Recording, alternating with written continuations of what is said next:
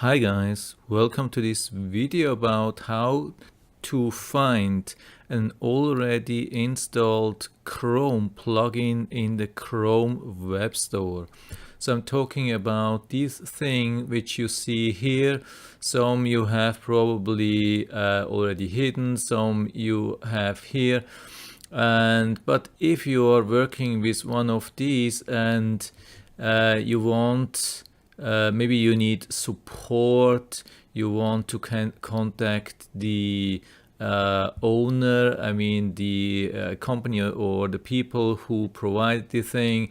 Maybe you want to write a review, complain, report something because it's not good, it's dangerous, something like that. There are always reasons why you want to go to the plugin web store, and that can be a problem. I mean, you cannot just right click on something like that and find the Chrome web, find it in the Chrome web store. There's nothing here. So what you have to do, right click on the icon, or if you don't have the icon here, doesn't matter, just right click on any of these plugins and then click on manage extensions, and of course you will get to the options page of the plugin where you have been right clicking on. But it doesn't matter which one it is, you just go, I mean, if it's the one which you needed, of course you can stay on this site and just go down to view in Chrome Web Store. You click on this icon and you get there. If it's not, you click on this left arrow and you get to the page of all your plugins, not only the ones which you see here, but all the ones you have installed.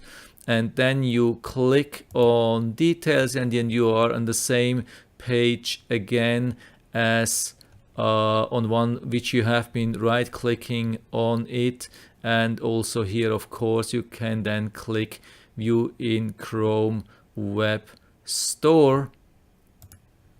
So I'll do that here, and now we are in the Chrome Web Store, and now you can go to the reviews or click on support or check for related items or whatsoever.